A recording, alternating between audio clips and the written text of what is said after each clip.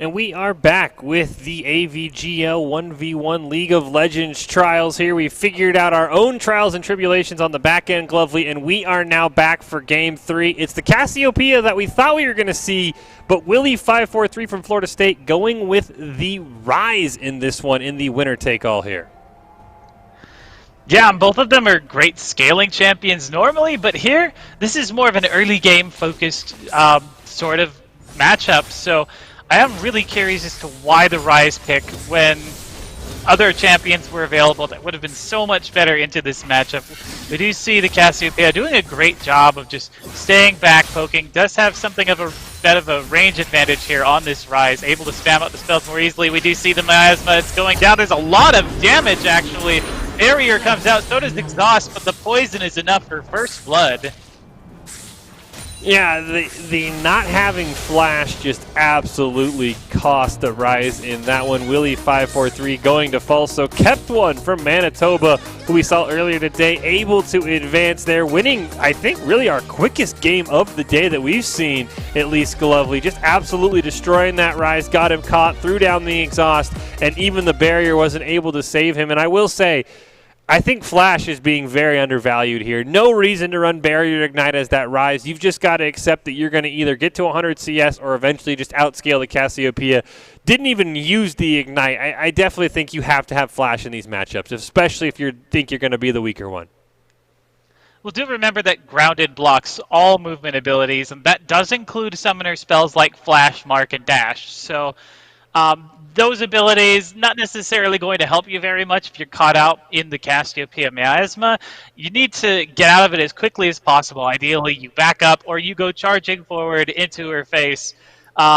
So something like a Garen might be good at that, but I'll get off my Demacian high horse and suggest that like maybe there were some better options they could have gone with. I didn't really understand what the goal was with the Rise.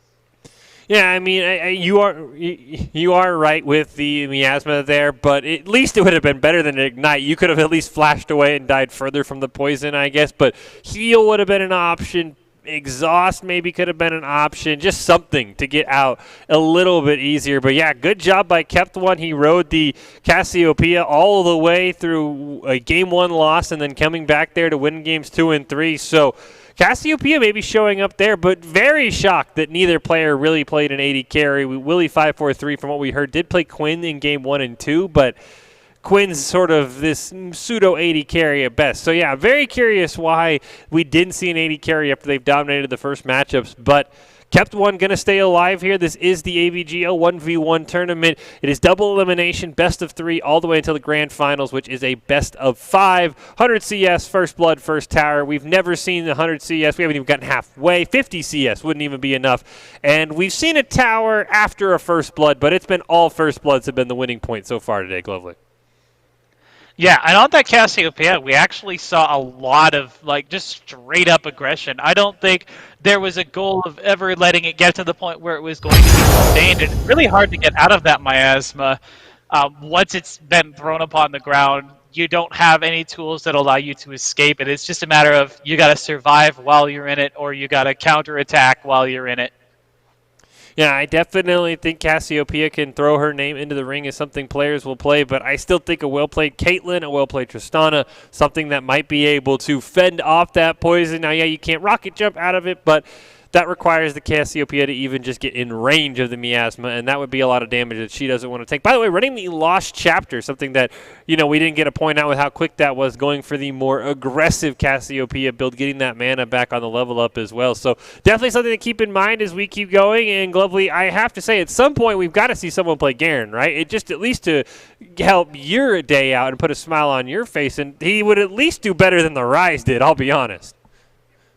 I mean, you'd think that we'd see a lot more bruisers here, or even just other champions that we know were really strong early game but are melee. So champions like Olaf and Jin Shao and Vi who can get on top of a target really quickly and put out tons of damage as a result. And yet we're just seeing, we're seeing mages, we've seen assassins, we've seen skirmishers, and most of all, we've seen marksmen who have been absolutely dominant in this competition with the exception of the Cassiopeia. Yeah, Olaf would be one of those that I think would definitely work. Everyone knows the low level don't duel low health Olaf. He'll just sustain it all up with the W. So I definitely think that would be a good pick. You can undertow spam, keep the opponent slowed, especially if they're playing more of a marksman champion. You can stick on them. So yeah, I am really shocked that we have seen not as diverse of a champion pool through these first 3 games that maybe you and I were expecting. But somebody's got to come up with something. I've seen the tweets there. There's a lot of prize money on the line here, so you've got to get creative. We might see something crazy like a blitzcrank with the entire intention of pulling you under a tower, hitting you with the E, and then making the tower kill you. You've got to get creative in these. You can't just keep running the same thing because somebody's going to come up with just a huge counter that's going to shut down everybody else. So you've got to be the person to find that counter first. Yeah, it really is sort of a race of innovation, potentially. That is assuming anyone can actually find a counter. It's really difficult to be able to get on top of a Caitlyn, especially she has so many tools she can use to protect herself. Tristana is the same way, especially once she hits 6, it can shove you off of her with a buster shot. You gotta find ways around it. The Cassiopeia might be the answer, but we haven't seen her go up against any actual marksman yet, or at least we haven't seen it. It did happen. Yeah, I definitely think that would be the first champion that comes to mind. We've also talked maybe something like a Kennen, who is sort of fills that niche 80 carry role from time to time, but has the AP damage and the stun to be able to sort of utilize that. We've talked about the Akali, who has the ability to go stealth. Maybe something like a Wukong. If you hit level 6, you can get the double spin. Does a lot of damage as well. But yeah, we've got to find someone that we can see at least to counter the 80 carries and not just be the player who doesn't pick the 80 carry like we just saw in our last matchup. So I'll be very curious to see what we're going to see coming up next and if we're going to go back on the 80 carry train, because I think that is what people should be riding to victory in, unless we've maybe missed something and they banned them off stream or somebody came up with a counter that we weren't able to witness, because Caitlyn, as you mentioned, has just been a dominating force. I would see no reason not to just lock her in every game. If the opponent builds an AP champion, just build a Hex Drinker and you should be able to just sort of waltz your way right to the grand final. I do think there are a lot of champions who could potentially stop the Caitlyn. For example, we did see the attempt with the Zed.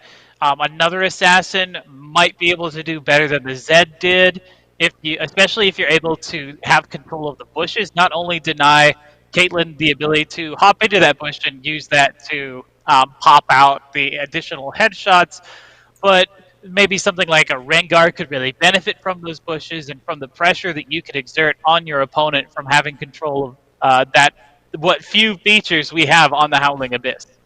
Yeah, Renekton's definitely, I would think, the A tier, in my opinion, of top lane bruisers. Sorry to your Garen Glovely. You have the slice and dice to get in. You have Cold the Meat to get the stun. Of course, we saw how that can combine with Press the Attack to just do a ton of damage. You also have your Q. If you empower it with enough Fury, you are able to get the healing as well. And it looks like we will have Harrisburg University taking on Kent State University here in our next matchup. Two schools that we have not seen yet, Glovely, so maybe there could be some innovation and some new champions on the horizon for us. Yeah, and I do agree with your point about the Renekton. I think he's a great champion for this matchup potentially, especially if he takes Mark and Dash, maybe Ignite for the extra early kill pressure, press the attack early on. You can proc that press the attack really early, just dive in full on to whoever you're up against. Renekton is getting hovered here, either because he's being picked or because we're talking about him in such extensive length. And really a very early game top lane. I'm actually being told it is Renekton Gangplank. Yeah, that is an interesting one, and I don't think there's enough oranges in the world, Glovely, to save the Gangplank from this one. I think this has to be Renekton favorite all the way. Yeah, sure, you can eat the oranges to get out of the stun, but other than that, I mean, Renekton's just going to scale much harder with the limited items. Gangplank doesn't get scary till he gets that Triforce, till he gets an Infinity Edge, till those barrels are the ones doing the damage. I just don't know if Gangplank's going to get enough damage early enough. And we've talked about mana issues with casters. Gangplank is up there as one of the bruisers with the biggest mana issues. You can't just spam the parlay because you'll run out of mana. So I don't know if Gangplank was the right choice at all here. Yeah, definitely a very confusing choice. Not one I would have gone with myself for the issues you mentioned. But he does have a few things going in his favor. For example, the barrels are really great for giving him wave clear. He can, in fact, clear out the stun with his oranges. That won't unfortunately stop an ignite, I believe, or at the very least, if it does, the ignite will already have had its effect on the heal. And it certainly does. He doesn't have any tools to get around the Dominus that Renekton is now showing off here on the screen. That ultimate giving him the additional health he needs at that level 6 point. Gangplank's ultimate doesn't bring a lot of that power. And without the ability to go back to the shop and purchase new items, Gangplank is just kind of stuck. Yeah, he's not able to cash in his doubloons to power up his ultimate either, which he can farm with the parlay. Yeah, Gangplank feels like definitely maybe a comfort pick for one of the players. We'll have to see which team is using it, Harrisburg or Kent State. But yeah, I think Renekton, as soon as he hits 6, he uses the Dominus. He immediately slices and dices on top of Gangplank, and that's going to be a dead pirate. I think that is exactly the game plan of the Renekton player here. You hop on him, you kill him, and then that's all you need to do at level 6. You can put some chip damage in here because the oranges have a very long cooldown, Chloe. It's not something he can just spam to heal himself. He can get it maybe, I think it's like once every 18 seconds early on in the game. So if Renekton continues to put this sort of sustained damage on him, Gangplank's not going to be able to just heal it off and BK like you would think. Yeah, on top of that, Renekton also has the ability to put a lot of lane pressure down. There's just enough gold for someone to be able to purchase a Tiamat as a level 1 item, which is a great item if you want to just shove up the lanes to clear minions very quickly. It's an item that Renekton players have favored in the past, gives you health regen on top of that. If you're a Gangplank player, it's also like one additional attack being shoved into a press the attack setup, so a lot of damage coming out from that Renekton. Yeah, the only thing I wouldn't like with the Tiamat start, as we see here, it is going to be Speedo from Harrisburg versus Cynthia from Kent State. So the one thing I don't like with the Tiamat start, and he didn't bring it out, was it just don't have enough extra gold to buy a health pot. It is going to be the Guardian Horn, Cloth Armor, 3 health pot start versus the Sheen, Double Fairy Charm, and the 2 health pot for the Gangplank. So Cynthia realizing that mana is going to be an issue for Gangplank this entire time. Yeah, the health potion is mostly just to round out the rest of his inventory as opposed to maybe a conscious choice, just because he's going to have that W to heal himself up. He really just needs the mana to sustain it. Sheen, of course, just a great item for Gangplank. Procs on his parley to give him that extra damage that scales on his base. Renekton, though, sitting in a bush. He's going to find the Gangplank. Bone plating saves some of the damage, but that's a great initial trade, and he's going to walk away just about scot-free. Barrels go up.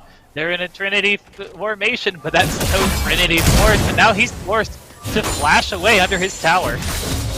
Yeah, the Gangplank walking right into that one. The Conqueror Keystone up for Renekton means he is going to have a lot of sustain. The Arcane Comet, the more of the poke mastery there for Cynthia, going to consume all of those health pots for Renekton. Didn't even need to use a single one, and is already starting to push down the lane. He is going to have a very high level advantage. Nice little barrel there. Slice and dice to pick up a couple of minions. Tries to go in. Hits level 5 first, though. This should be a back off. Maybe even going to get this healing shrine, but it will land on both players. Speedo contempting a tower dive, but I think that's the one way you would throw this lead away, is if you get caught with the tower shooting at you.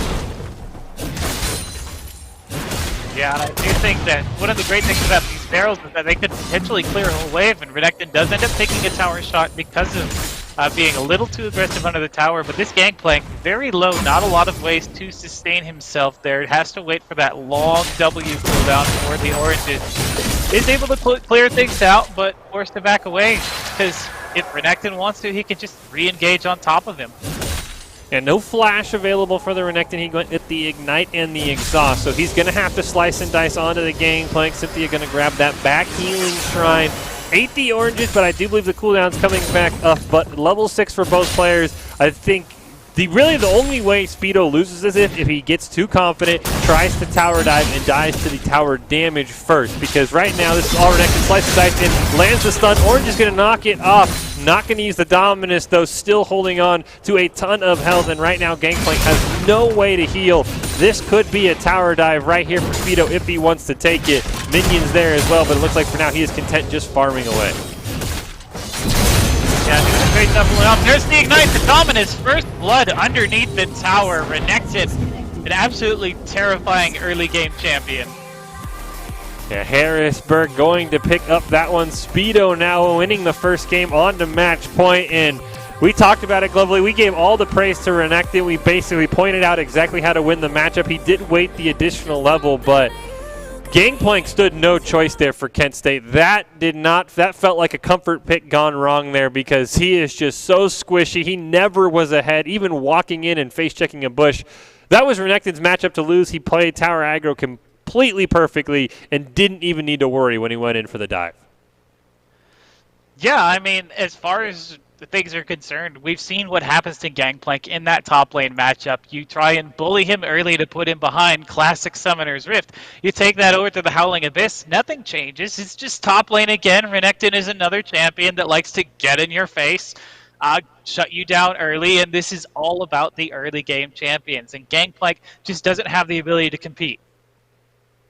Yeah, and it will, to me, be curious what Cynthia for Kent State wants to do because I don't think Speedo really needs to worry. He could just pick Renekton again. He seemed very confident on that champion. Now, the only concern would be, of course, if we see a Caitlyn come out, if we see a Tristana come out on the side of Kent State, one of those 80 carries with the long enough range to maybe poke Renekton down. So it is blind pick, so there is no counter picking. You just kind of pick with what you're comfortable with. So I would not be shocked to see Renekton run back, but that does have to be in the back of the Harrisburg player's mind, in Speedo's mind, of what if they do pick an 80 carry? Renekton might be on the back foot, but he's got a game to play with, so I still don't hate Renekton and just see, hey, how does this work into Caitlyn? Because that's probably something you're going to see later on in the tournament.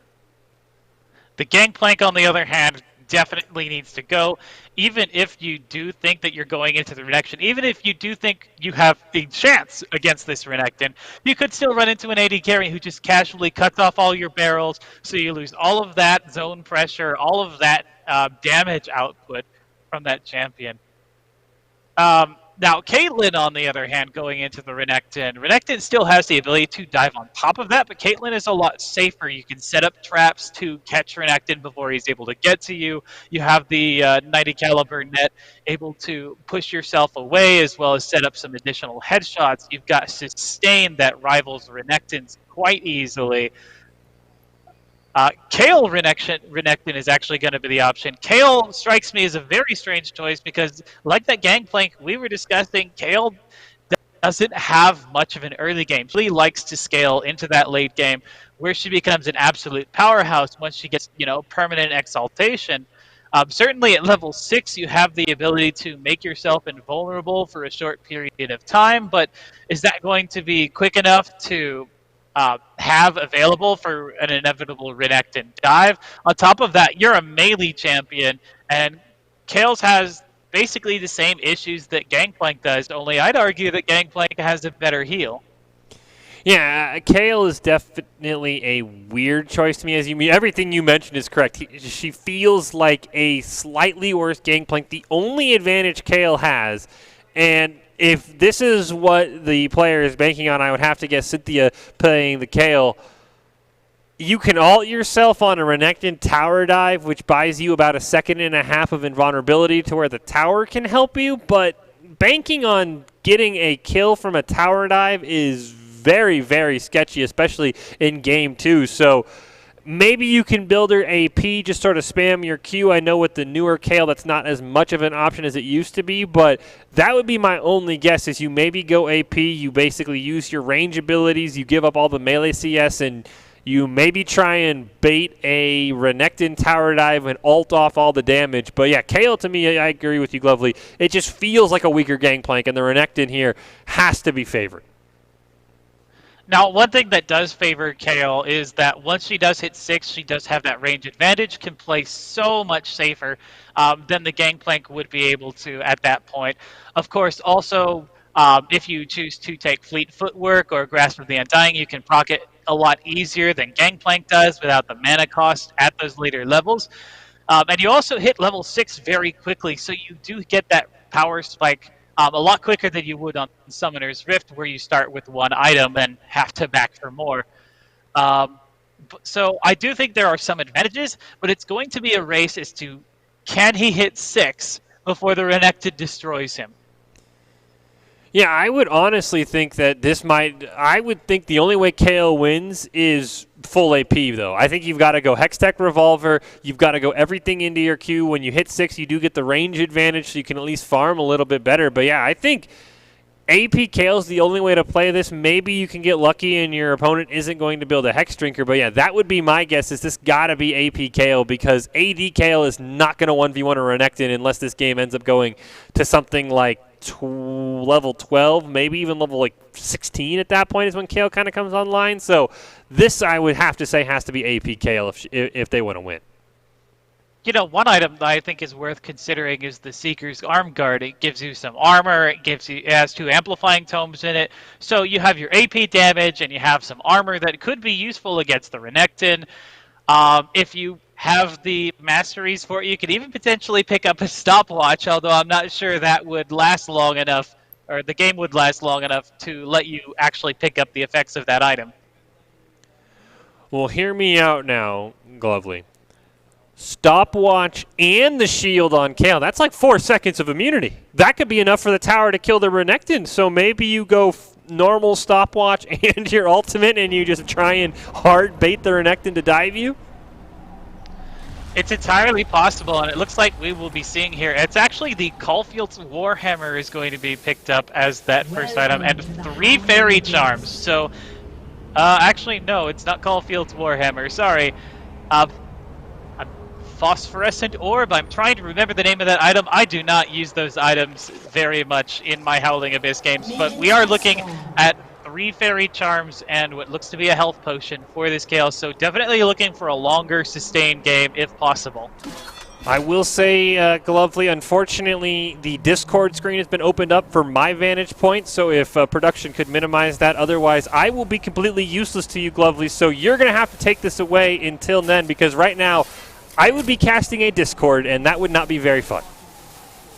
Alright, well, Renekton is currently sitting in the bush. He does have priority over the minions, forced to reveal himself, so now the Kale does know Renekton hiding in that bush, looking for that early sort of siege engagement. Renekton, slice and dice on top, does use up bolt dashes to get in. Activates Conqueror, but doesn't do a whole lot of damage, so Kale keeping fairly safe this early on in the game.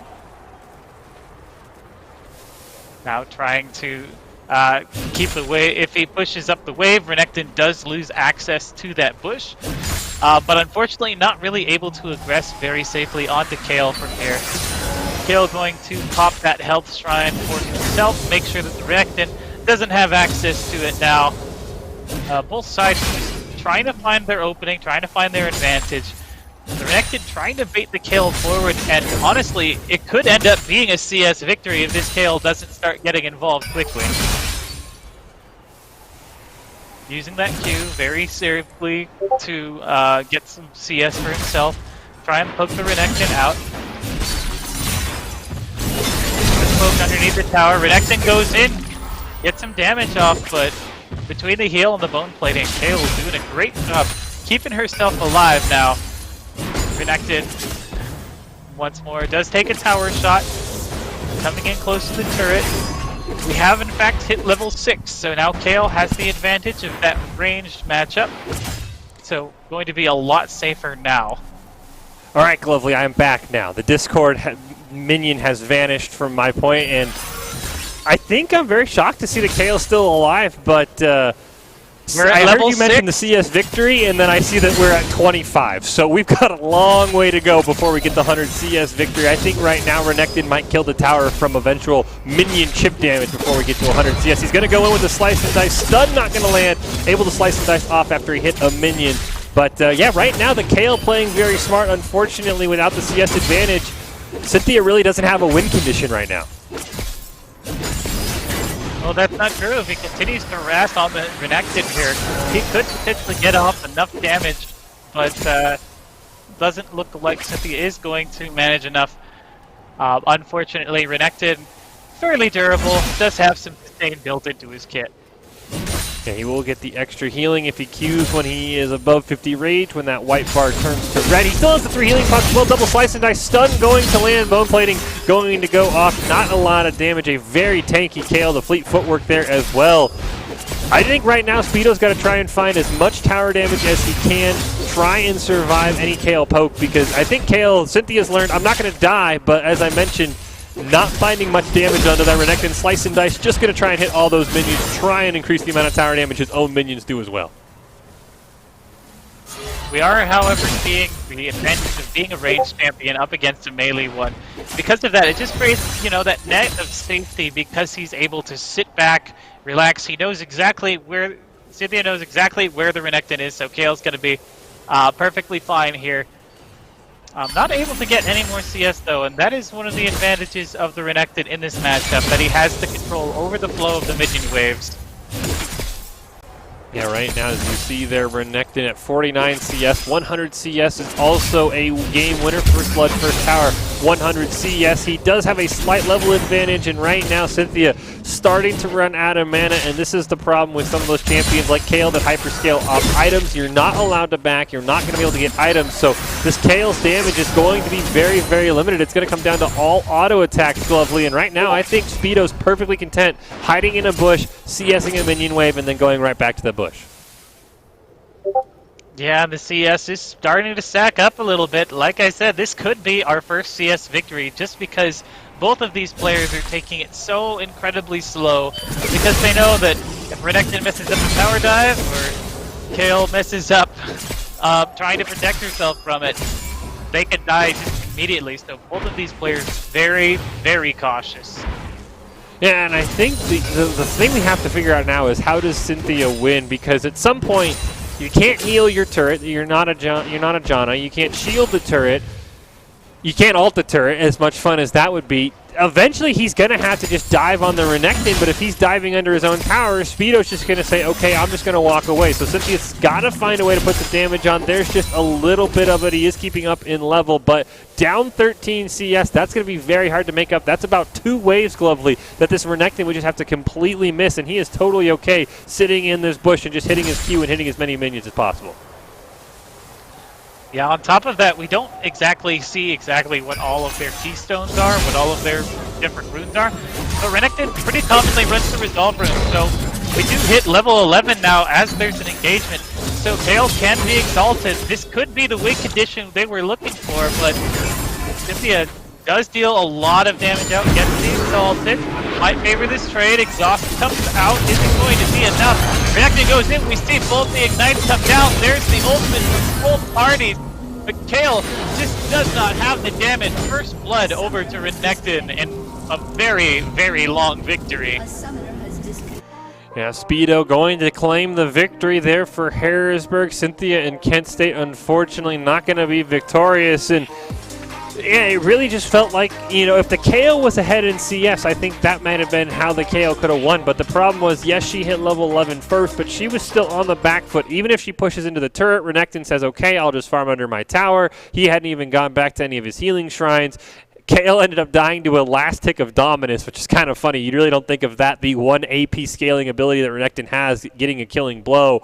But yeah, I mean, Speedo played that perfectly. He got the big enough CS lead where he basically said, all right, Kale, you've got to fight me. You know you have to get the kill. And he just was able to sustain just long enough to get that elimination. Yeah, Renekton, a very difficult champion to put down, especially in terms of just raw base stats. I mean, we talk about bruisers, and how many champions can really stand up to Renekton that early in the game? Darius, Garen, Wukong, maybe, if you play it right. But Kale, not one of those early game champions who can really handle it. And even though they did manage to get up to level 11, it out that much, Kale just wasn't able to get the items that would normally allow her to carve through a Renekton. Yeah, Kale is one of those. Not only does she really not come online until level 11, level 16 when her passive increases her range, she also is very, very item dependent. Triforce, the Rage Blade, a Hextech Revolver, Hextech Gunblade even. Those are so many items that Kale needs until she gets to Kale form that everyone is scared of on Summoner's Rift. 3 Fairy Charms is not going to do that. So, yeah, I think KO fell into better than Gangplank. I'll admit, we both thought she was going to be a little bit worse. Cynthia survived longer than the Gangplank did, but in the end, Renekton, another champion that we talked about that might be able to sort of stand up to these AD carries and maybe just play a more I'm going to farm, you're going to farm, and eventually one of us is going to have to go all in. So a really great job by Harrisburg, double picking the Renekton and being very comfortable in those matchups. Yeah, now the question is, how do you beat the Renekton? I mean, I would guess you have to go something like a Tristana. I'm not a huge fan of Caitlyn into Renekton. I know she has the traps, but if he lands on top of you with a slice and dice, it's not going to work out. It's going to be Harrisburg versus Columbia College, so we have to assume Harrisburg is going to run the Renekton. So Columbia College, I would pick a Tristana. What would you recommend, Glovely? And maybe even this is where your Garen can shine. Maybe you can show us a little light on that matchup. On Garen versus Renekton? Yes. I mean, it's not every day someone actually invites me to talk long-term about Garen in any matchup, for that matter. But as far as the Renekton goes, Renekton does have that very scary early on. Actually, it's going to be Wukong versus Kalista for this upcoming matchup. So we did talk about the Wukong earlier, about his ability to very quickly slip out of dangerous fights using that clone to very quickly engage onto them with his natural dash, the potential to harass opponents, and of course at that level 6, the double knock-up from his Cyclone. Yeah, I'm very confused why so many people are playing Kalista, because she doesn't have a lane partner. Her ultimate is legitimately unusable in this matchup. You can't even cast it because you have no one to pair with. So I'm very interested why so many people are playing Kalista. I mean, I know obviously she has the spears where she can kind of rip them out and do some decent damage. She has the ability to jump away with her very unique auto attacks where she jumps to where your cursor is, so you can maybe get away, but I would still have to say that this is not the AD carry I would think we would have seen tonight 2 times now, because she just loses legitimately two of her abilities. I mean, her ghosts aren't really that useful because you also know where the opponent is at all times.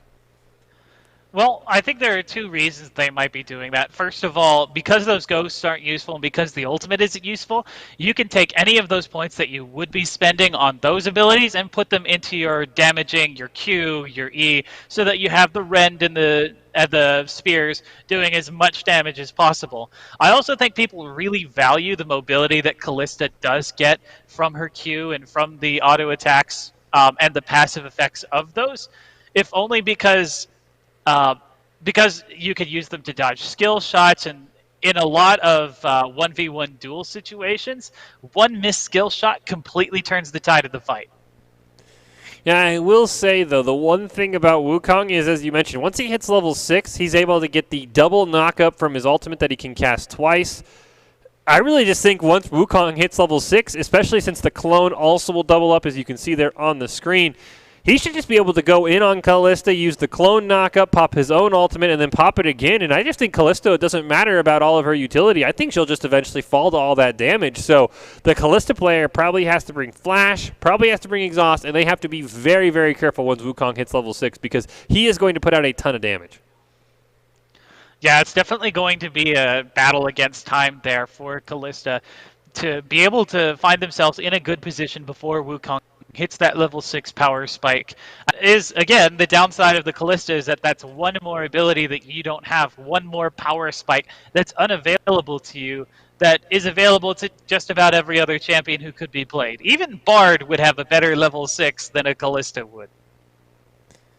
Yeah, I mean, Kalista really is probably the most unusable ultimate in this. The fact that even, you're right, Bard would have, at least Bard can maybe turn off the tower for a tower dive. But yeah, I'll be very curious. I mean, as you mentioned, it does allow you to basically max your Q and E. You don't have to worry about any points in your W or your ultimate until you're required, and we haven't seen anyone even get close to that. I guess last game, level 11, is when you'd be forced to put a point elsewhere. But yeah, I will be very curious to see how the Kalista handles that Wukong damage. For items, though, I mean, we've seen the AD carry build. You can go something like a Vamp Scepter and Boots. Would a Phage be something maybe you build on the Wukong to give that extra health, a little bit of extra attack damage, and you do get the extra movement speed when you attack someone? Or do you think maybe we see the more default, the start we've seen with the Guardian Horn, Cloth Armor, and some health pots?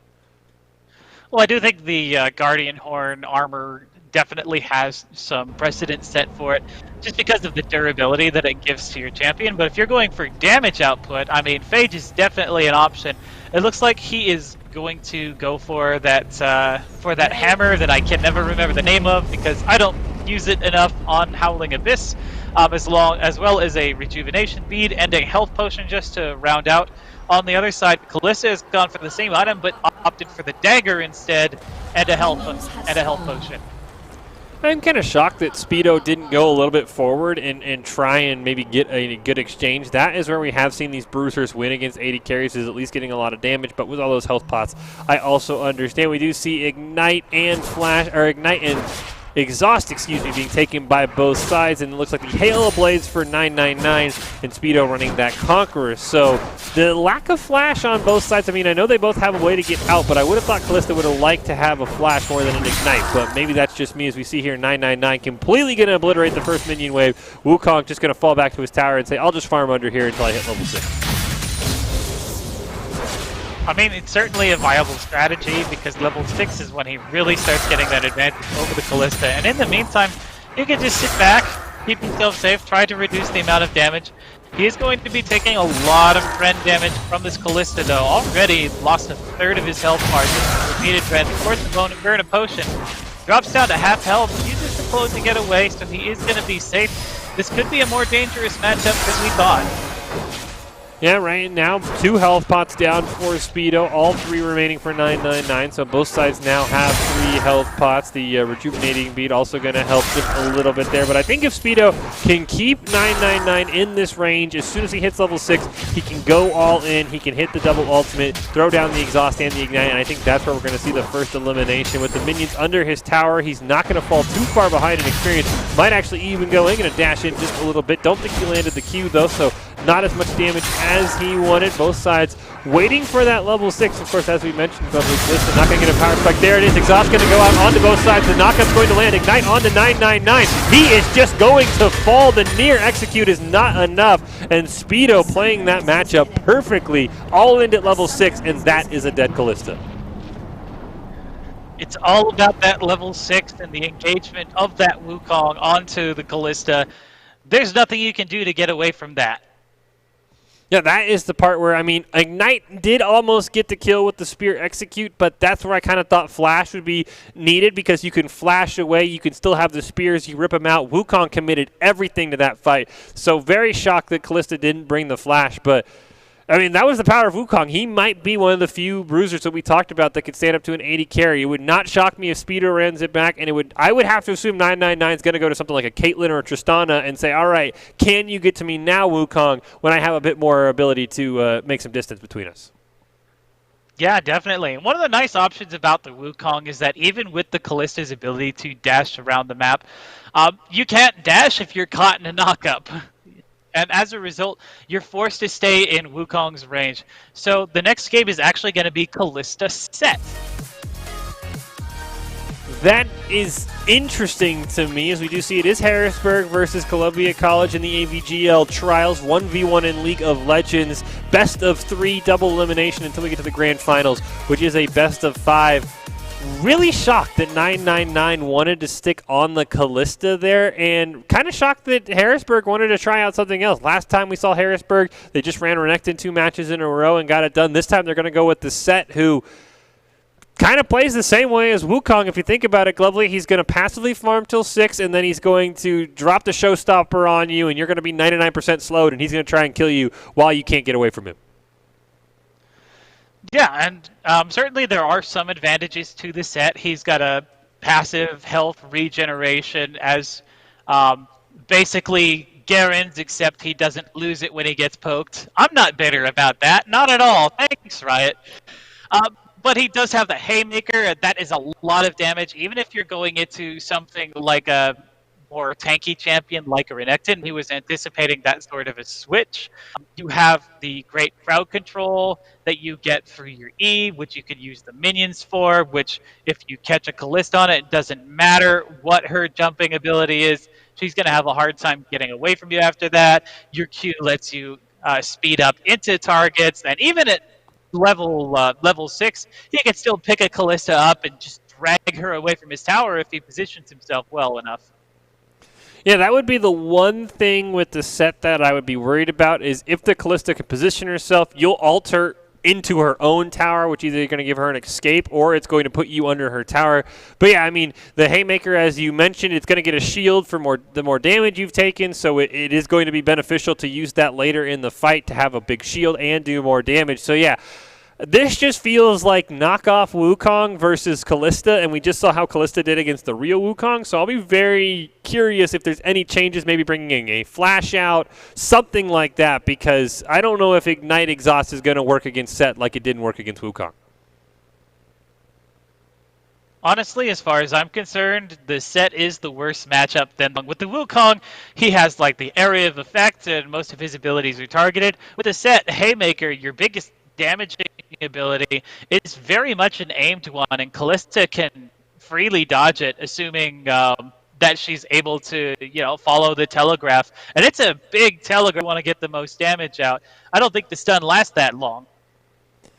That is true. That is true. So, I mean, I still just have to worry about what's going to happen when Set dives onto Callista and if Callista's going to be able to get away. I think Flash is almost mandatory, going with something like Exhaust Flash, and then you have all of the spears that you can rip out and maybe do some damage to. But yeah, I think you may be onto something lovely. It just still, to me, scares me when you have Set who could just jump on you at level 6 and kind of run the same game plan that Wukong did, which is farm till 6. I know you're going to push into my tower, and then at level 6, I'm just going to go all in on you.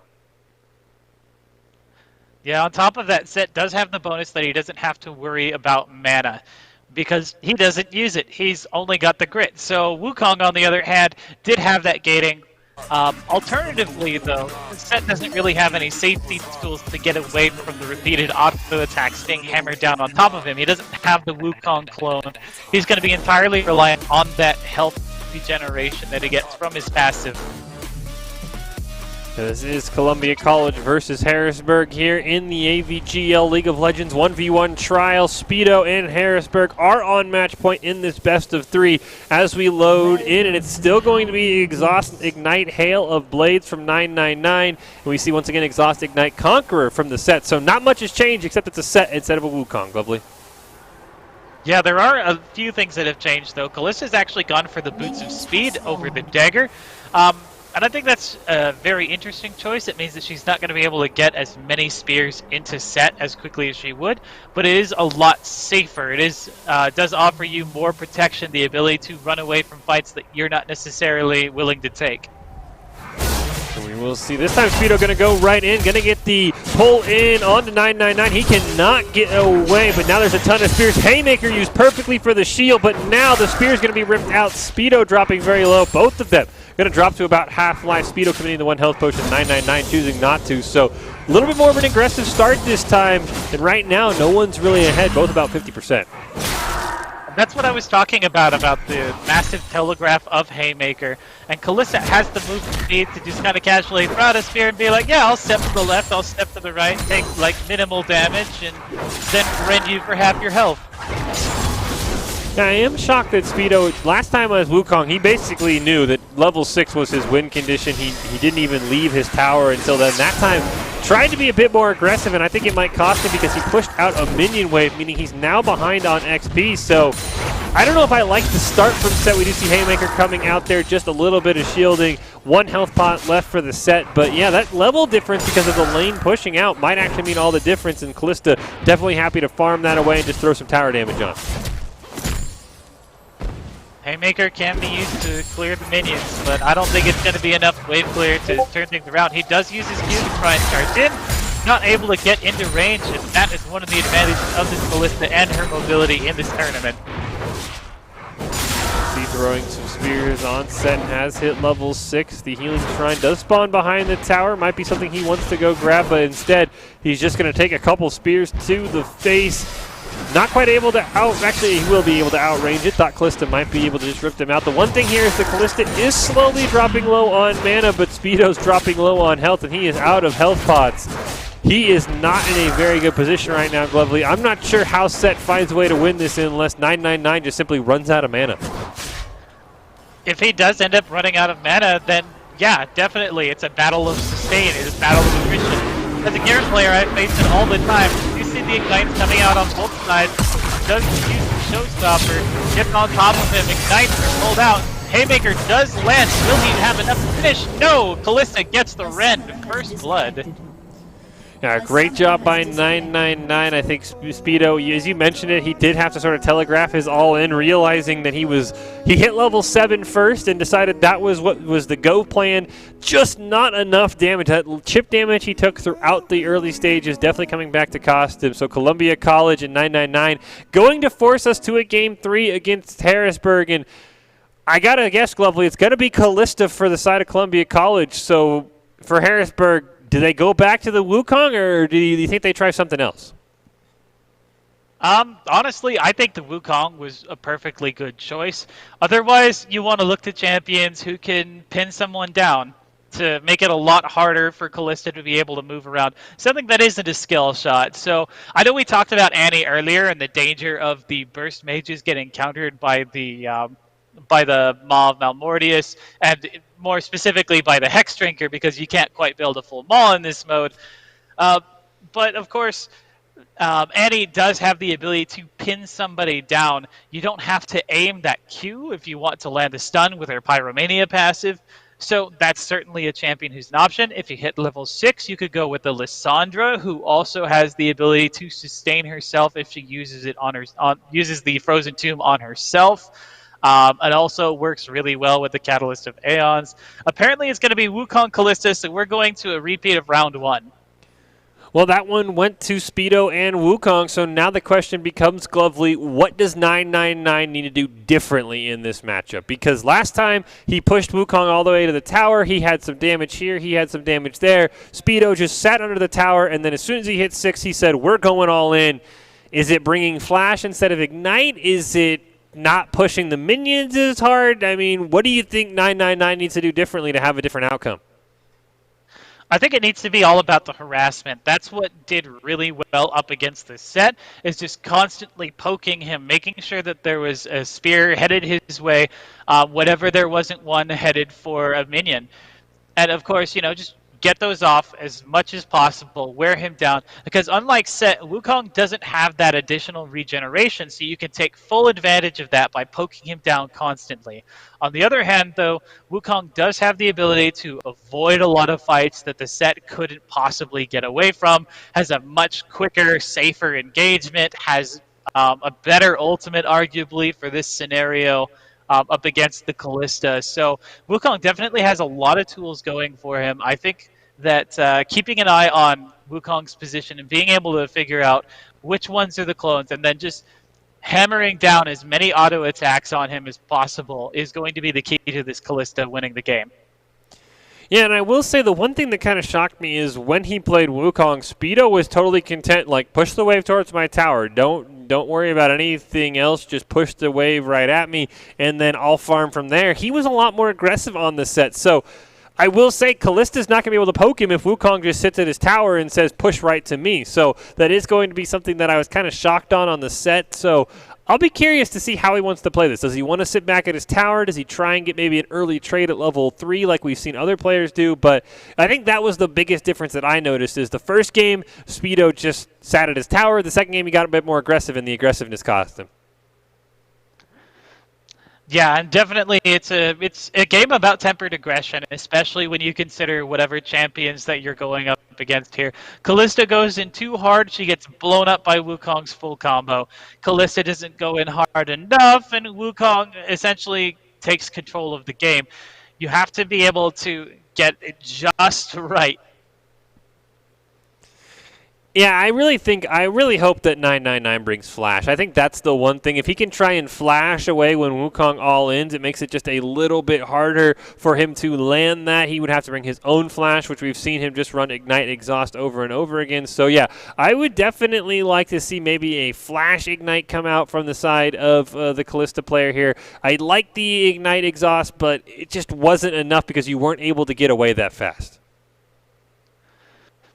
One thing I did like, one change about the Callista in that set game was the choice of taking the boots over the dagger. Dagger definitely gives you a lot more aggressive ability to put out a lot of spears, but that wasn't what's important in a ranged versus melee matchup. It's being able to stay out of the melee range, and the boots gave Callista the additional movement speed she needed to not be caught out by that set unless he was blowing everything in order to go all in.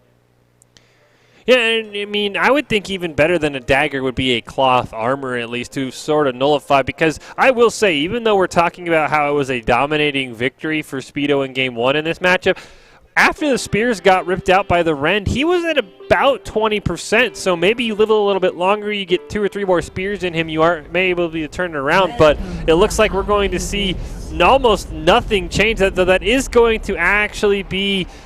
It looks like the cleanse from 999 coming out, not the flash, but the cleanse will be on his side. So that's an interesting choice.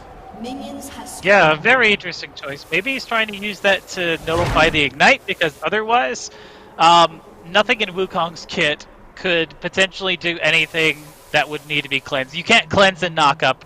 I mean, you sort of can. It brings you back to the ground faster, but you're still feeling the effects of that crowd control, and you're still taking the damage from it, which is really the worrying part. So, great clone there by that Wukong.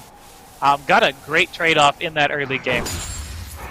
Yeah, the only issue, as we sort of talked about, though, is if Wukong wants to commit all these abilities, he is going to have to use up a chunk of his mana. The one difference from the set, as we see, he's already at 75%. This time, though, good job by 999, not pushing the wave as fast as before, so it does mean Wukong's going to have to stay a little bit more committed, throw out some of those Qs just to get some minion CS, but I think Speedo will have no problem letting this wave slowly push back to his turret, and right now, it looks like, Lovely, we're setting ourselves up for a very similar run back of Game 1 here as soon as Speedo hits level 6. Yep, there's the dash in.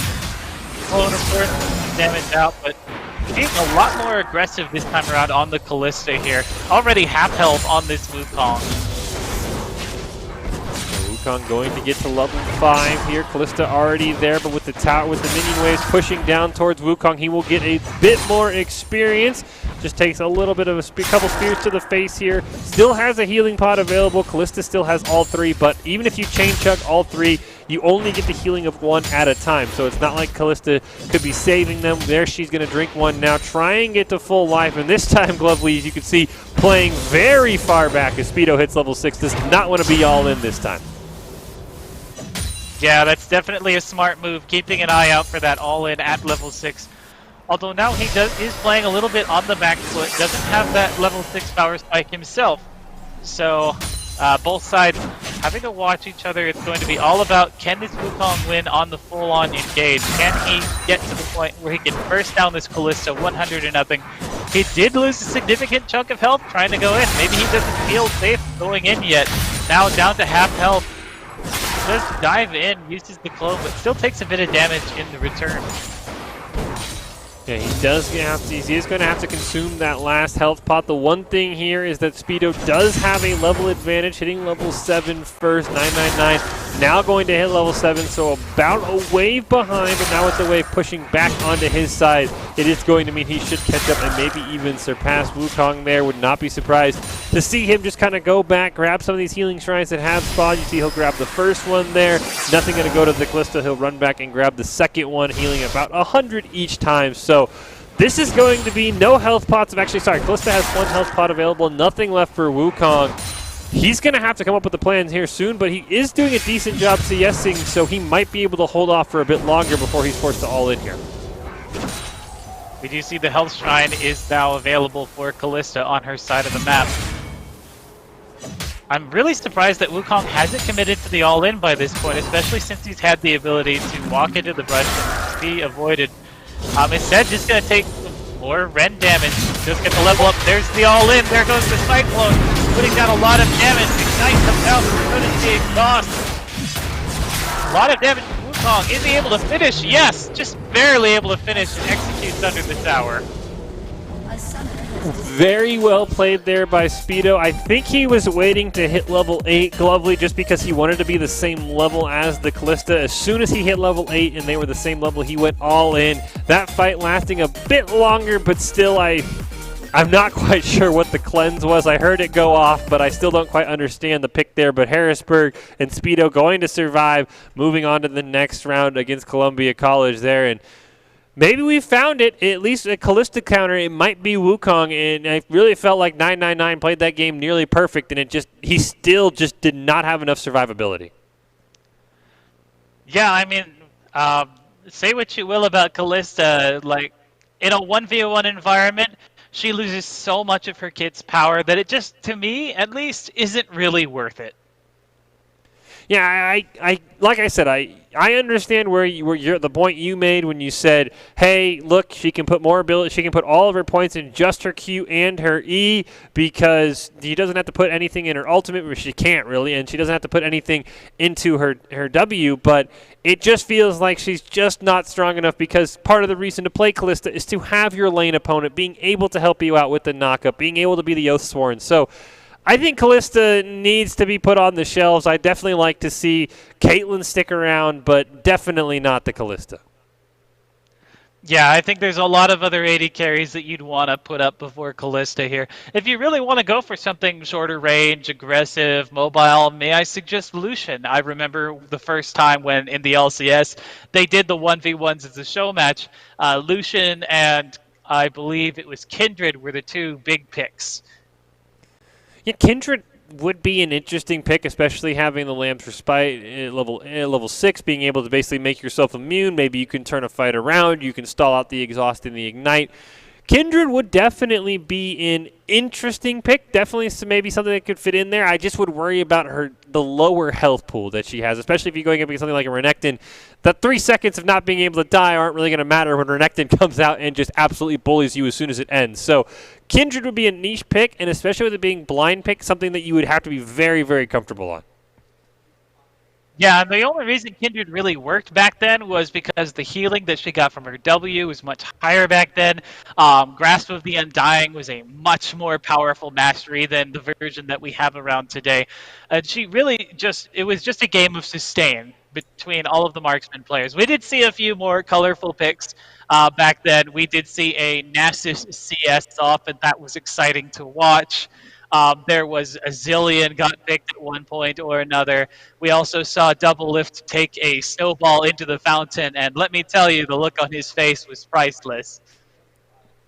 Yeah, I was really going to think Zillion was something who kind of is in the back of my mind saying, you can kind of troll your opponent, you put your res on him, but at this level, there's no teammates to keep attacking the Zillion like what happens to me, so you could just simply wait the Zillion all out, and then it would be a sitting duck. So that would be maybe the reason against him. But, yeah, it definitely feels like this has sort of devolved into Wukong and Renekton might be your bruisers. Maybe we see something like a Garen or a Darius, and then Caitlyn and Tristana should definitely be your AD carry picks. Pick those. Callista, it was cute, it was interesting, but I just think there's that lack of a power spike at level 6 is just... It's just kind of huge. There's a reason it's called an ultimate, and if you can't use one, you're not going to be very successful. Definitely. We are seeing some variety in champions. Like, we did see the Cassiopeia. I think it was really well done. But as far as, like, the mages go, we've seen that, like, you can't use your assassins. You can't really use your burst mages. Do we see any more mages in these 1v1s? What does the meta of the future look like for mages in these 1v1 tournaments? I think the meta revolves around banning Hex Drinker, but we are going to have a bit of a change here, Glovely, because it is the championship, which means that we are going to be moving to a best of 5 now for this part of the AVGL trials. So best of 5, which could mean potentially more champions. I would think you're less likely to run back the same comp unless you are very, very confident the result will either go your favor or stay in your favor, depending on what happens. So best of 5 now for the championship here, Glovely. I'm going to guess we're going to see different champions each time. I wasn't a big fan of running it back unless you won, but now I don't think either side's going to run it back. So I think we're going to see a lot more different unique champions here. Finally, we might see some variety today. Garen? I'm always looking for that guarantee. could potentially be Garen. The two teams we've seen win the most tonight on the stream, Manitoba versus Harrisburg. I would have to guess it's going to be Kept One on the side of Manitoba there versus Speedo on the side of Harrisburg. So two players we have not seen lose a match tonight. Lovely. Kept One, he played 80 carries in his first matchup, and then he played Cassiopeia in his second matchup. Speedo's been more of the melee bruisers with the Wukong, Renekton, and the Set. Assuming their playstyles stay the same, who do you have favored in this matchup? Honestly, it's really hard to say. I really like the Cassiopeia, not just because it gives us more variety in the games that we've seen today, but also because it denies a lot of what allows the Bruisers to be effective against Cassiopeia in the first place, with that Miasma grounding, stopping Wukong dash, stopping Renekton slice and dice, even stopping the ultimate from Set. Showstopper can't be activated when you're caught in grounded territory. That is true. So I would have to guess. I like the Cassiopeia pick. I really want to see Kept One play Caitlyn, because we haven't seen Caitlyn versus a Wukong or Renekton, something like that. That is the matchup we've been talking about, something that we said, can the Renekton and the Wukong stick on Caitlyn long enough? So that would be something I'd like to see as well if Kept One wants to bring out the Caitlyn. But yeah, I think Cassiopeia would be a great choice. She has a decent amount of sustain. It's actually going to be the matchup we wanted to see, though, at least the one I wanted to see. It is Caitlyn versus Renekton, Glovely. So let's break it down. We haven't seen Renekton versus an 80 carry, so what should we expect?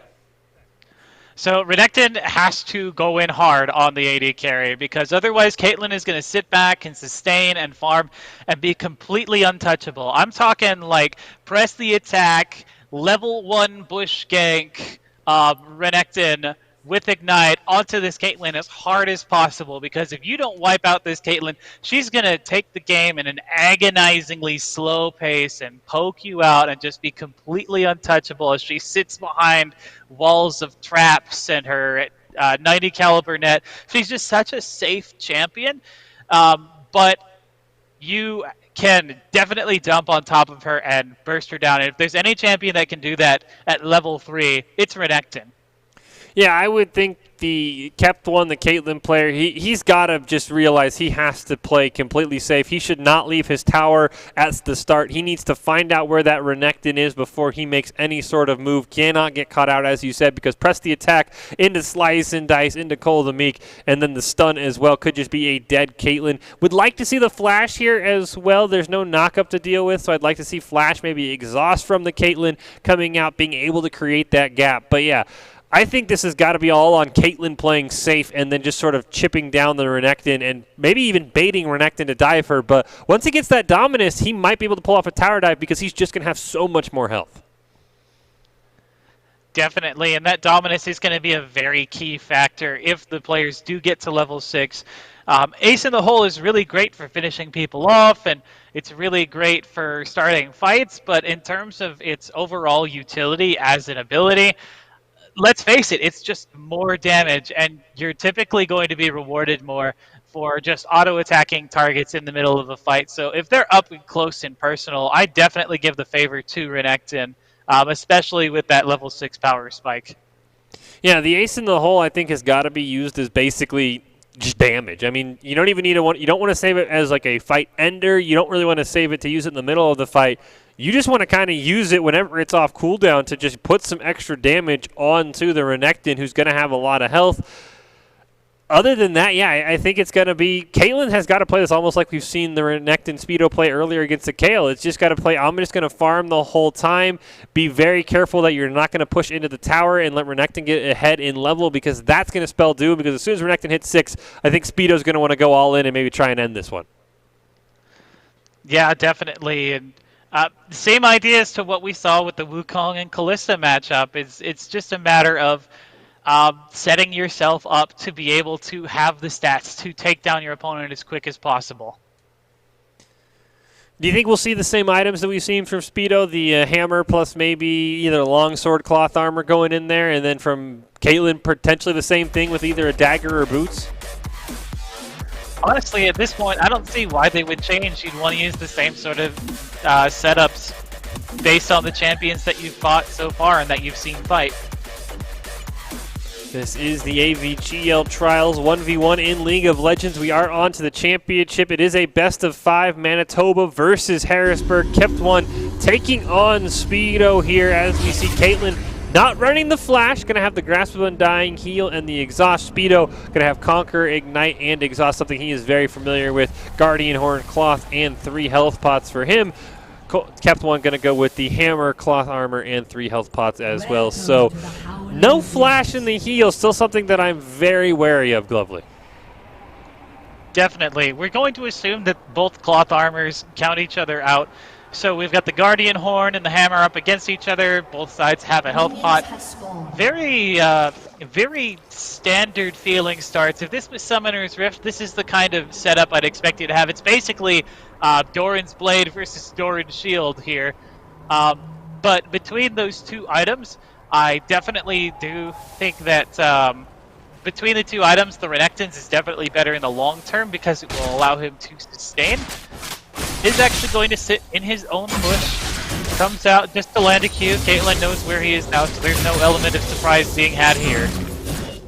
Yeah, definitely shocked that Speedo goes in for the slice and dice. He's going to land the stun as well. Going to get the Cold of Meek. Just a little bit of damage coming out. Kept one able to keep himself alive using that Grasp of the Undying as well to sustain himself. Surprised he didn't go with Fleet Footwork, but I also understand the extra little bit of damage that Grasp of the Undying can put onto Renekton. We see the shots going back and forth, and right now, unfortunately for Kept One, as we see Slice and Dice just being used to do some minion damage, pushing the minion wave means Renekton should be able to level up, and unfortunately for Kept One, the CS not very in his favor, only 1 up, and there's still half a wave alive for Speedo to kept that advantage. A lot of poke now coming out from this Caitlyn, just like we expected. Renekton has such a hard time engaging. Does come out, uses the exhaust. Both sides have used their exhaust now.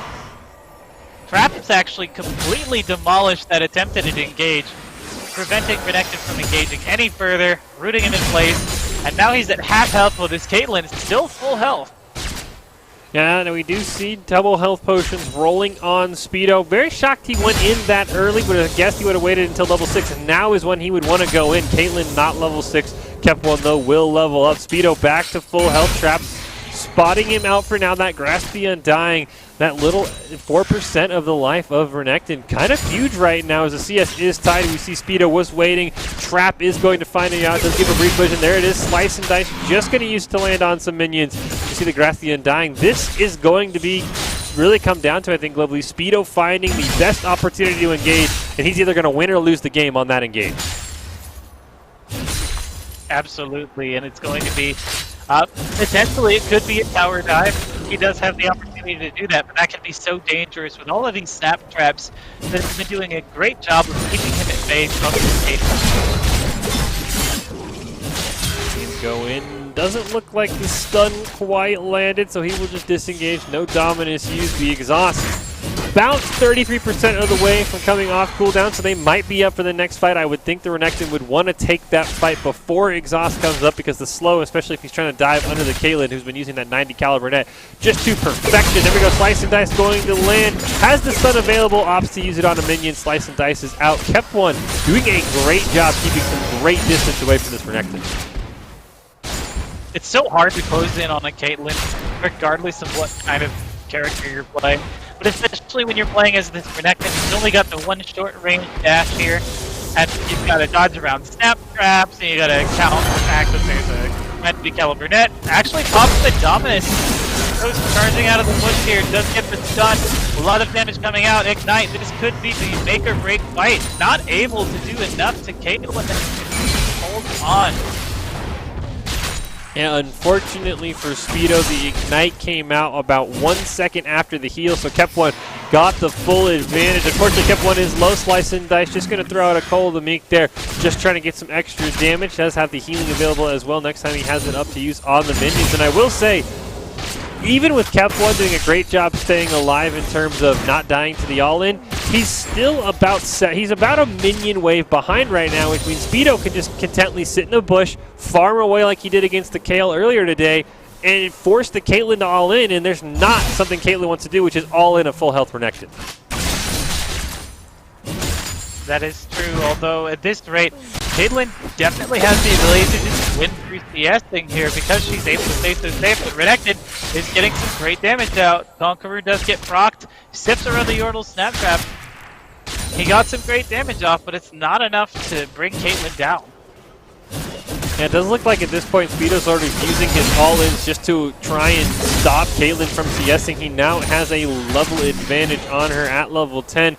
Might see him maybe try and pop a dominance once he hits level 11, gets the second rank of that. Have not seen an ace in the hole come out yet. There is still 2 healing pots available. Actually, there goes one being used from Kep1 there, using the healing pot, and actually has the mastery that makes it heal for a bit more, but prevents you from drinking another one for a short time. So he's going to get a lot of this health back, but I think Speedo right now, just with that 11 CS advantage, content to sit in a bush, do what he can, and just run away and force Caitlyn to make a play. Yeah, that is the one upside to having that CS advantage. And to having such great wave clear on the Renekton, the Q not only does so much damage with an AoE, there's the dominance, exhaust comes out from both sides. Ignite is also dropped. Renekton, putting down so much, is able to get away using the Yordle Snap Trap, so great play by that Caitlyn, but no health left, and now at a CS disadvantage. Yeah, we do see the heal is available for Kep1 if he wants to use it. Speedo might even try for a tower dive here, taking a decent chunk of damage, but right now just content farming his way to victory. He is only 26 minions away. Caitlyn would need a miracle to win on the CS game here. It is first kill, first tower, or first to 100 CS. The number right next to each character picture down there at the bottom. So looks like right now Speedo's content. He says, look, I've got 2 healing shrines available. I've got a 15 CS lead. He is more than content right now, just sort of farming away, and if Caitlyn gets too close, going all in. Yeah, he's trying to find his opening here. Caitlyn is getting awfully close. He has all of his abilities and saves his dash to be able to follow this Caitlyn. Conqueror comes down. Caitlyn starting to fall really low health. Heal is burned. 90 caliber net is used, and Caitlyn does get away with a bleeding health bar, only a fraction of it. Yeah, I think Speedo realized that he is in no rush. He's got a full minion wave ahead of him that if he gets this one and 2 more, he will be the victor of game 1. It's still best of 5 though. Slice and Dice is in. Might be able to finish it off right now. Snap Trap going to do just enough to allow Kep1 to stay alive. Speedo going to run back.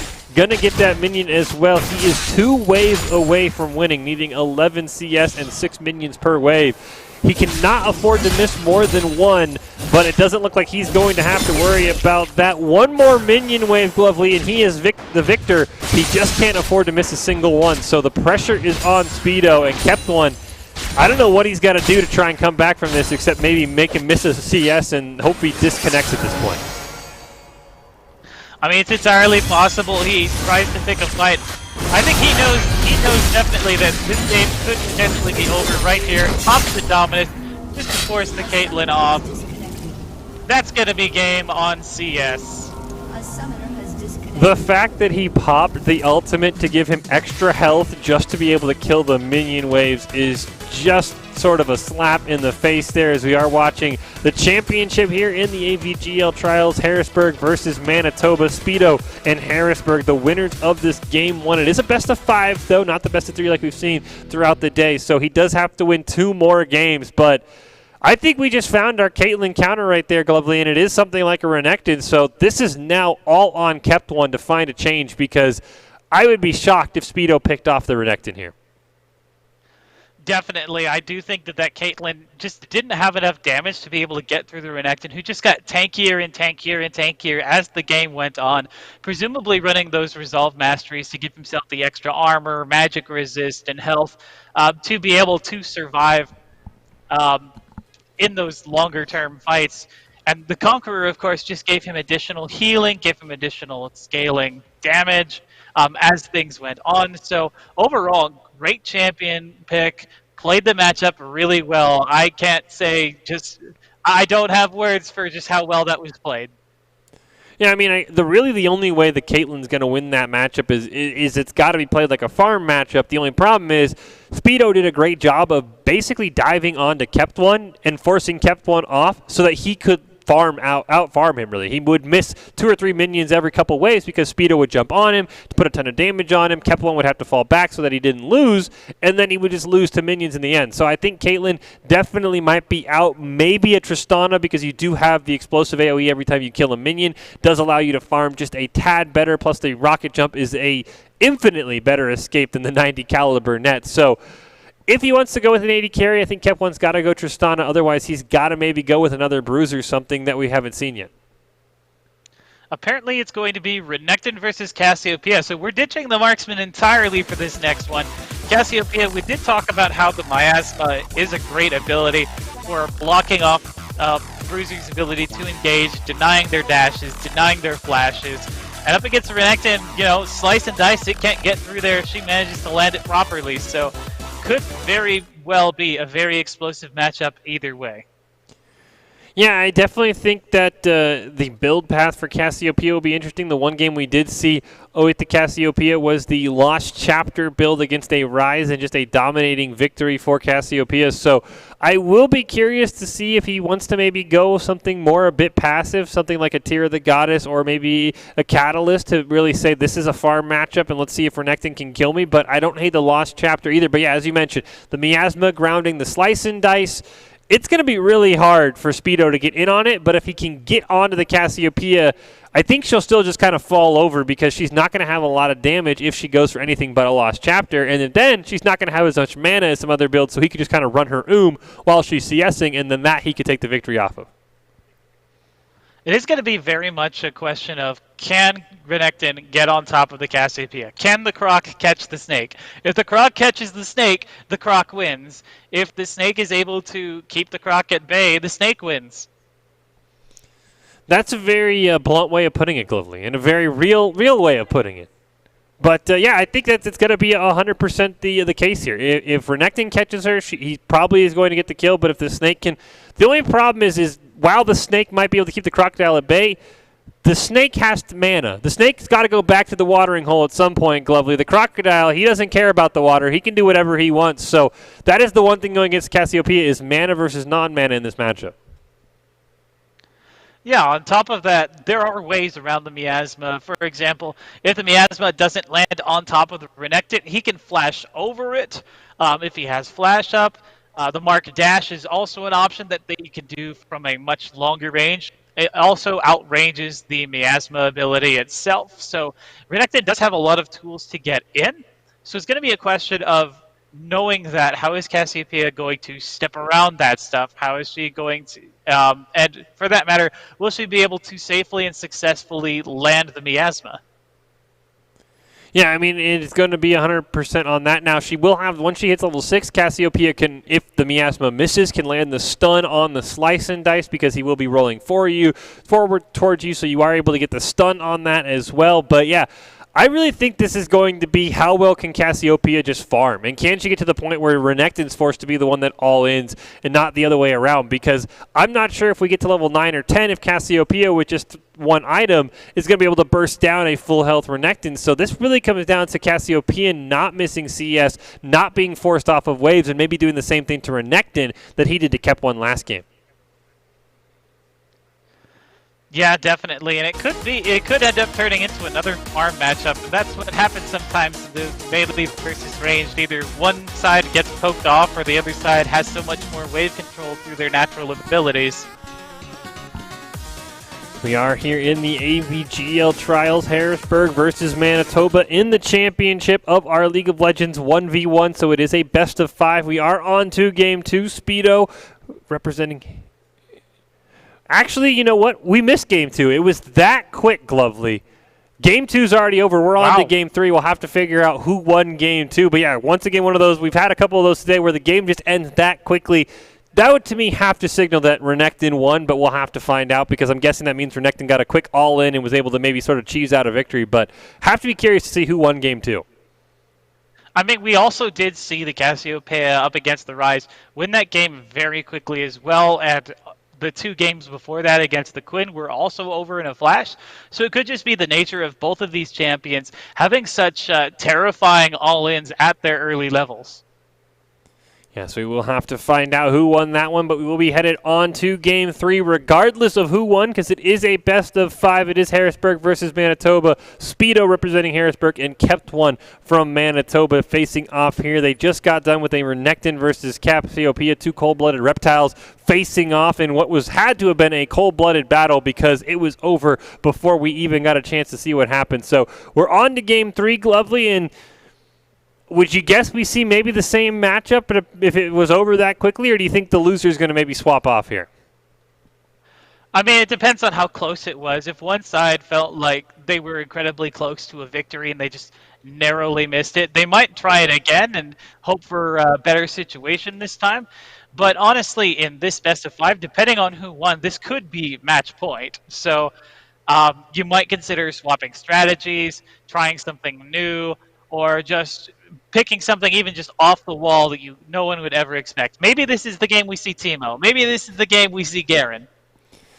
You know, I think we can both dream there, Glovely. I don't think we're going to see either of those. Now, the only champion we haven't seen kept one play was the Callista. He played that earlier, but Speedo did a great job countering that on the Wukong. We have seen Speedo play Wukong and Set as well, so I would have to guess that either Wukong, Set, or Callista would be our champion. We would see if either of them want to change, but I would be I really am curious who won this very quick game, too, because I think that's going to go a long way. Because if Speedo won, he's on match point. I would just think he's going to jam Renekton down. Doesn't matter what the matchup is. If kept one was the victor, that might change just a little bit because now it's a best of 1. Basically, the series start over as a best of 3. Exactly, and on top of that, it's a best of 3, and you have to consider that now that this Renekton, would have been beaten, does he pull something else out? Because the Renekton has been so effective against such a wide variety of champions. But if it was shut down by a Cassiopeia, he might have to try some new strategies, something that can get around the snake. Yeah, I am very curious to see how that went down and what we're going to see in Game 3 here. This is the AVGL Trials. It is a 1v1 League of Legends tournament. A lot of prize money on the line. I saw a couple of tweets heading in today, so definitely a lot on the line, and I think there should, at that point, it could mean something that we haven't seen is going to come out, either a Renekton counter or maybe a Cassiopeia counter that we haven't thought about, Glovely, something. So Harrisburg, we're being told won Game 2, so that means that Speedo is on match point to win the championship here. That, to me, means it's got to be Renekton. I don't know why he would change off if he's undefeated on Renekton. I mean, absolutely. There hasn't been a champion that's been able to match up against him. Renekton is just such a powerhouse in the early game, and he does have the health scaling to be able to become more powerful. At this point, I would suggest looking for champions that have really good base values that scale up better than Renekton's, because one of the things we see on Summoner's Rift is that a lot of other champions scale so much better than Renekton does as the game carries on. Of course, that is a meta in which you are able to back and have access to items. Not really something you can do on the Howling Abyss. Yeah, no, I mean, I would think it's got to be another top lane bruiser that can, survive an all-in from the Renekton with the press the attack and the triple attack on his stun. Something like a Darius who can sort of match back. Now, you do have to hit him with the axe part of your Q, so that does mean that the Decimate actually has to land on him. You don't just hit him with the blunt wooden handle, otherwise your damage will be brought down. So that would be the one trick there, is he can slice and dice on top of him. We saw a Kale that was able to sustain with the Renekton, but wasn't able to out-farm the Renekton.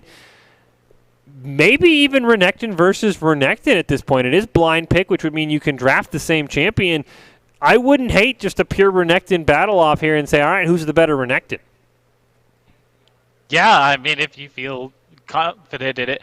But it's actually going to be Pantheon versus Renekton. So we were right on the Renekton is going to come back. But Pantheon does have some range advantage there on the Renekton, is able to poke him out. But additionally, it has the ability to wall off a lot of damage with that shield. So that might be a potential outlet for the Pantheon to deny that all-in by the Renekton. On top of that, you do have a stun from the Pantheon, so he can push out crowd control in return, potentially even interrupt twice the dice. Yeah, the only problem I would have with the Pantheon pick is it's a problem that Cassiopeia would have potentially run into, and we talked about, is that Pantheon does have to use mana. So there will be a point where if Manitoba and Kep1 are spamming their spear or doing a lot of abilities, they are going to eventually run out of mana. So that would be my one concern with Pantheon, and it just really is a concern even on Summoner's Rift in the early game. Manaless champions have a very, very big advantage over champions with mana when it comes to poking and harassing, because there's only so much poking you can do with mana before you're out. With the other champion, it's just you can poke whenever your cooldowns are done. Yeah, and that's why people should have been playing Garen during this tournament. They would have done a lot better. But all joking aside here, Pantheon does have a lot of great tools to use to deny things from Renekton, does have a lot of damage to use in exchange, but Renekton is a lot more durable. He's got some healing built into his kit. I'm not entirely sure I favor this Pantheon. Yeah, I mean, the only thing Pantheon really has going is he does have the block built into his kit where he is able to maybe block some damage. He could maybe land a stun if Renekton does go ahead and go under tower range. But yeah, no, I think this definitely is Renekton favored once again. I do like the Bruiser pick, though, trying for Kep1 to maybe be able to actually match up against Renekton. But I still think there were better choices, especially champions without mana that just allow you to have just as much poke. And even as you mentioned, Garen could have just more healing. So that's the other thing you got to watch out for is Pantheon doesn't have any healing built into his kit. Renekton does have some if he lands an empowered Q onto a champion. It heals for quite a bit, actually. If he lands it onto minions, it's just a small chunk. But lack of sustain and lack of mana might be what really makes the difference in this one.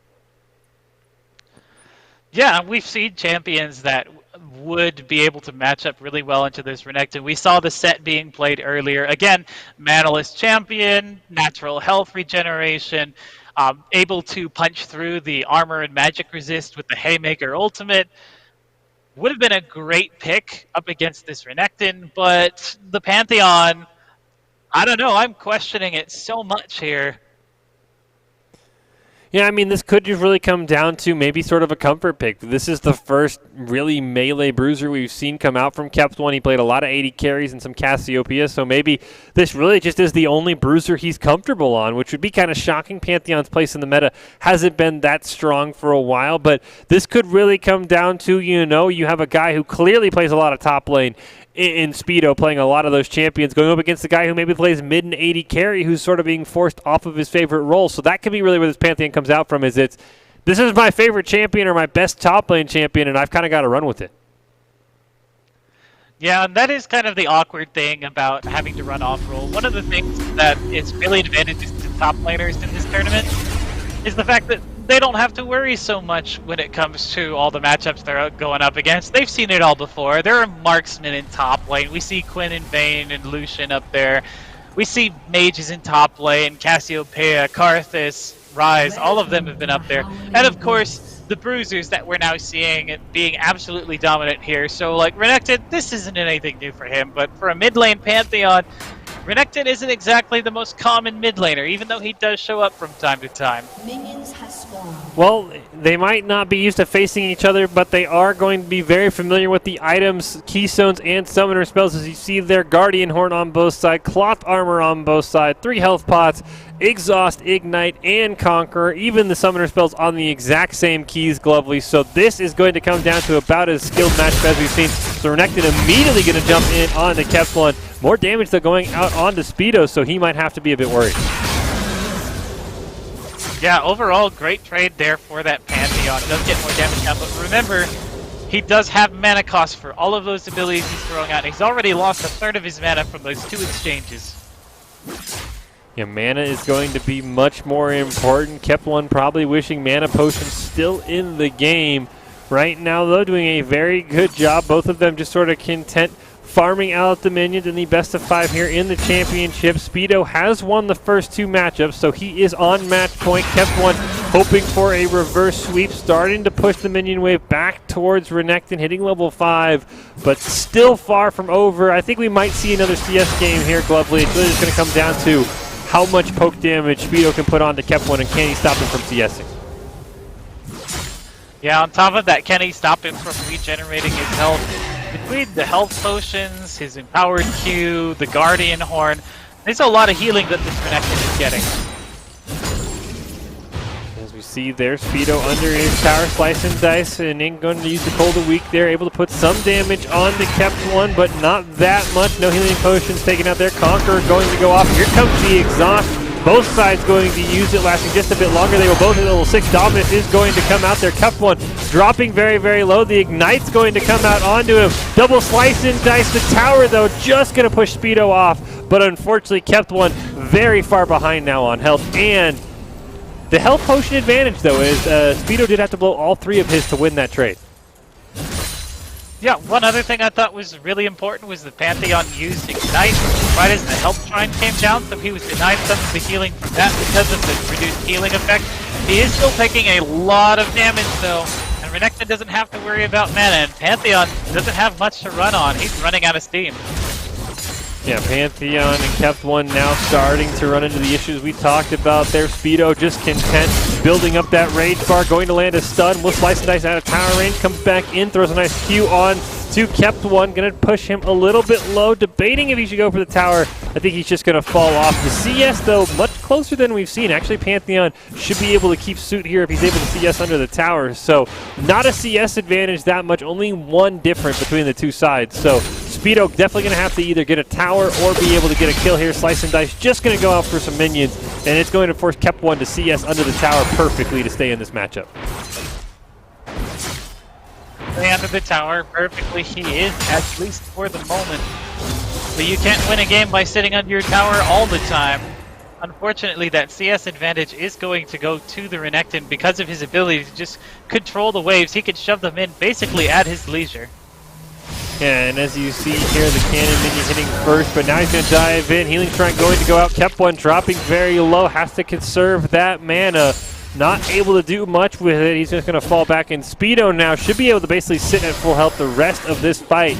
And as you mentioned, Lovely, he had a wave advantage there, even though they were tied. Yes, Slice and Dice goes back in, going to land the stun, throw Q onto the minions as well, and then Slice and Dice back out. Speedo fully aware of the way that if he just hits the minions, he will win this matchup. Might even throw some tower damage on as well. He has 3 win conditions. Right now, kept one just trying to stay alive under his tower. 25%. There's the stun. Exhaust going to come off.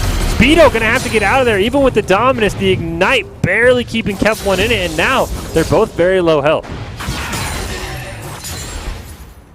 That Ignite not getting the elimination was big. He could have gone back in, but didn't have the health, or decided that the Ignite was going to be enough. Because it wasn't, he's just barely hanging on, but like a fraction of his health bar, a fraction of his mana bar. Like, I love the effort you're putting in here, Pantheon, but I don't know if you're going to be able to handle this Renekton.